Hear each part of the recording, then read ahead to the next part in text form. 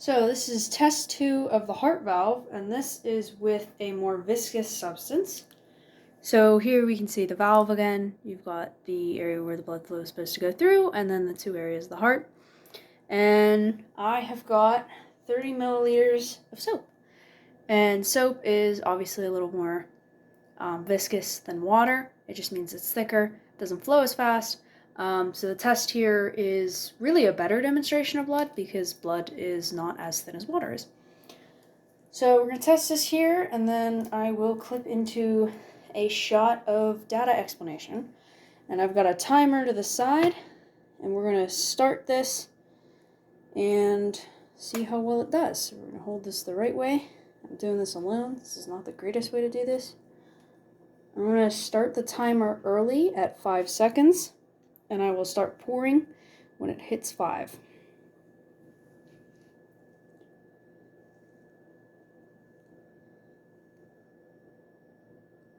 Oh, that was a bad idea. Funnel. Funnel, funnel, funnel, funnel, funnel. Funnel, funnel. Okay, so because I didn't think ahead, I didn't think to grab a funnel. Now we are working with not great resources. And so here I'm going to open up a tasty nutrition bar, and we're going to use the wrapper as an improv funnel. It's not absorbent. It will be a little sticky, but the hope is, it'll work. This whole thing's kind of janky. What could go wrong?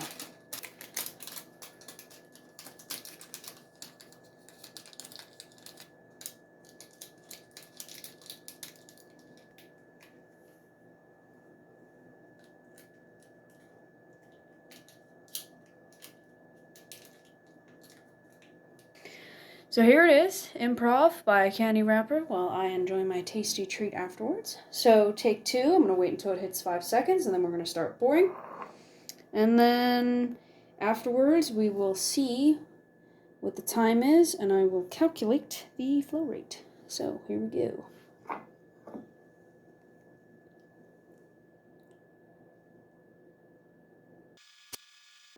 little bad, so I was expecting it to go a little bit faster. Clearly I had too much faith in my device.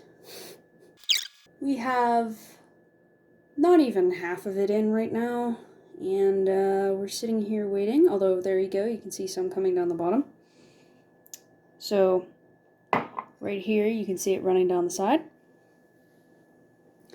So that's great news for me because I don't want to be here for the next century. I thought about using honey, and I decided maybe I wouldn't want this to be filled with edible stuff. Oh, we got our first drip. And then there was the debate of using A1 sauce, and I thought that was even worse than honey.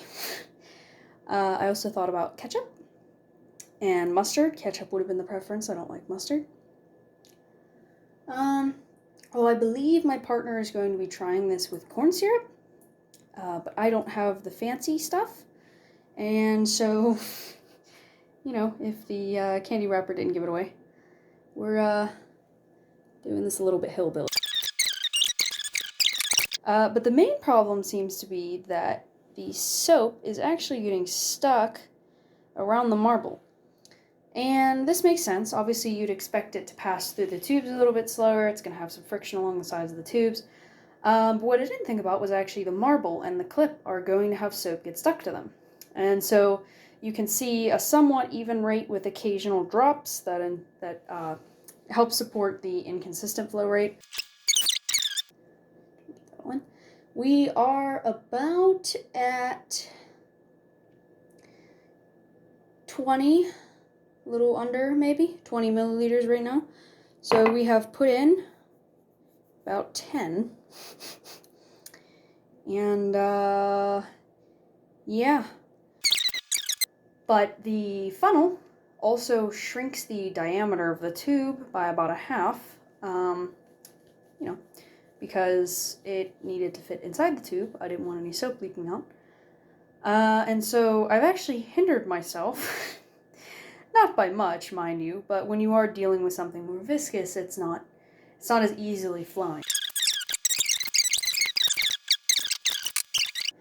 We are at almost 4.5 minutes.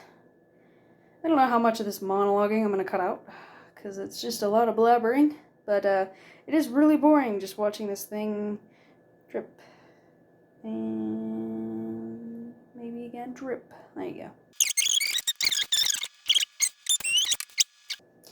Now, obviously, if this was a real person, they would not be having adequate blood flow.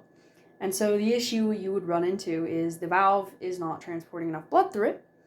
And so the person is not getting nutrients and oxygen. So someone would feel fatigued or exhausted. Obviously, if this isn't going to your brain, then you can deal with stuff like, fainting. So obviously this is not something you want to actually happen in your heart.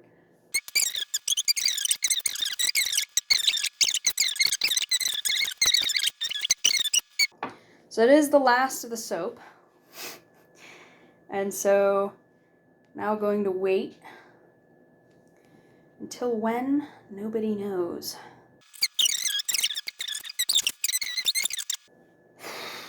So we are still waiting. I'm going to try and peek down the tube, and it looks like everything is out of our makeshift funnel. And this is when you really wish that you used a clear tube for the top part, because I can't really see where it is.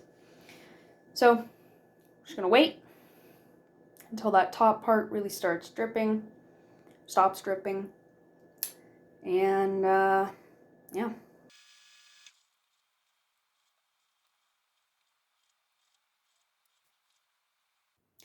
Alright, so our flow has about stopped. Obviously there's some cloggage here. You can see a little bit still dripping through, but a lot of it is stuck in the bubbles.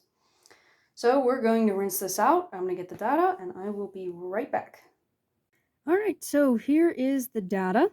So when I got the timer back, it was 9 minutes, 36 seconds, and 45 milliseconds. So because we need milliliters per second, we're going to take the 9 minutes and multiply it by 60 to convert it to 540 seconds. And then we're going to add 36.45 seconds to get 576.45 seconds total. And this was how much time it took for the entire configuration to drain. So naturally, this already shows that, hey, the more viscous a substance is, the longer it's going to take to get through. Who would have guessed? So now we're going to take our 30 milliliters, which is how much we used actually with the testing of the water trials, and we're going to divide it by the 576.45 seconds, and you're going to get a flow rate of about 0.052 milliliters per second.